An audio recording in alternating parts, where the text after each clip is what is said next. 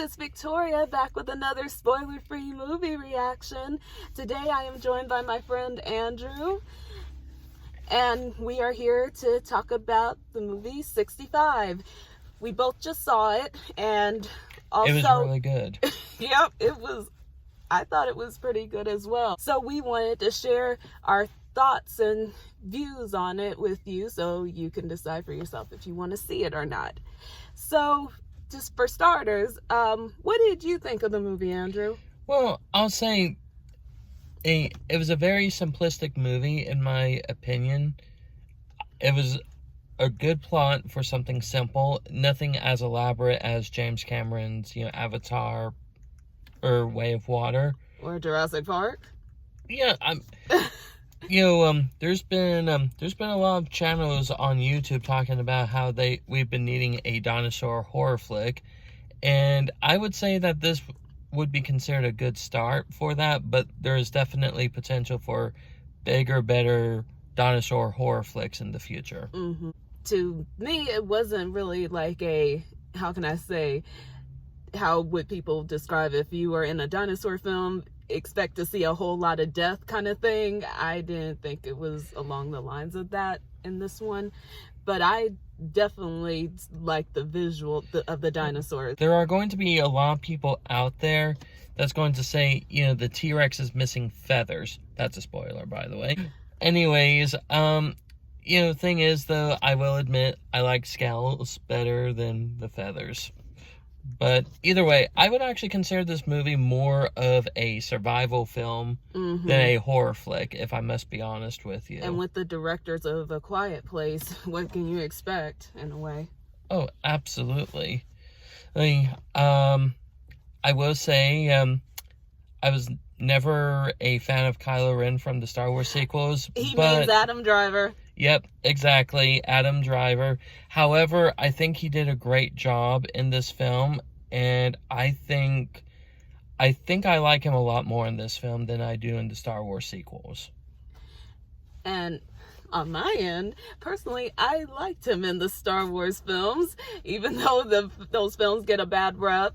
And also, I liked him in other projects that he has been in, like The Last Duel and A Marriage Story. But in this film, I felt like he was starting to stretch more of his range in an action film, I would say. He's becoming more of his own person, in a way. His own actor. Also, it's like, the thing that I like about Adam Driver is it doesn't take a lot of talk for you to understand what's going on with his characters that he plays. I actually wanted to point something out. Give Adam Driver a few more years, and if they ever do a remake of the Harry Potter series, he could actually pull off Snape. I'm not joking. I mean, I consider that a big compliment for him. Yes, that could be. But give him a little bit more time. He's still young, and Snape was like much older, a little bit older. Although I can admit that he can pass off older roles when they put the right makeup on him and stuff. Like, if you've seen him in Saturday Night Live, you'll know what I mean. So going back to the film, I wanted to say the technology that they demonstrate in the film was actually really cool technology. I gotta say, the one thing he was using to navigate with and everything, I'm trying very careful to skirt around spoiler territory here. That was a very cool piece of technology, and I hope we can come up with something like that in the future.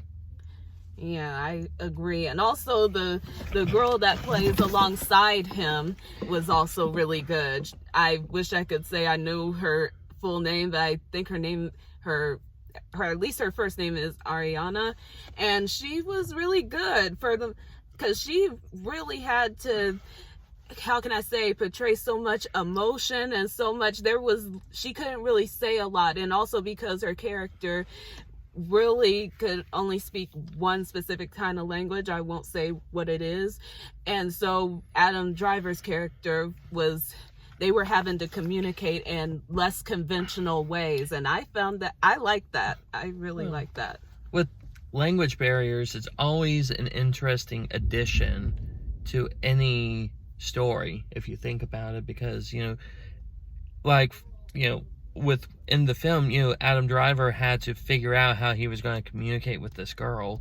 And, when they finally had a understanding, if you will, it was pretty cute.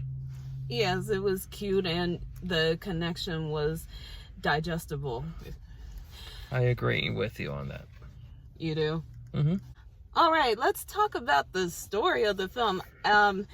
As far as it goes, there wasn't a lot to go by with it, but I liked the story as it was, and also it really builds up the character that Adam Driver plays, Mills, and supplies somewhat of his motivation of why he is doing what he's doing, and especially when he comes across this other survivor, the girl, Cole.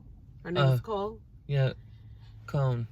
And so she was also kind of like became a second motivator in this story that was being told. But it still had a level of sadness to it, but at the same time very it's relatable. You still can relate to it. I mean, there's definitely a wide range of emotions in the story. Mm-hmm. And there is a sense of hopelessness in certain parts of it as well, and claustrophobia as well. Oh, definitely a lot of claustrophobia.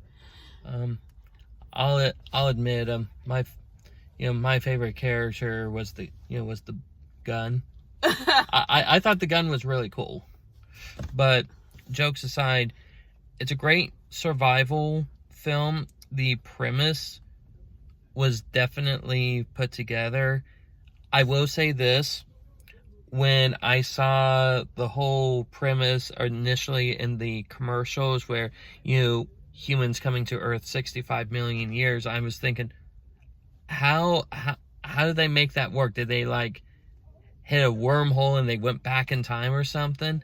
But they actually did a pretty good job explaining how they made that work. Mm-hmm. I agree. Yeah. They made it work, and yes, it's not a huge blockbuster. Ooh, can't wait to... This isn't a James Cameron movie. Or let's think of other names. Spielberg. Yeah. Or George Lucas. Yes.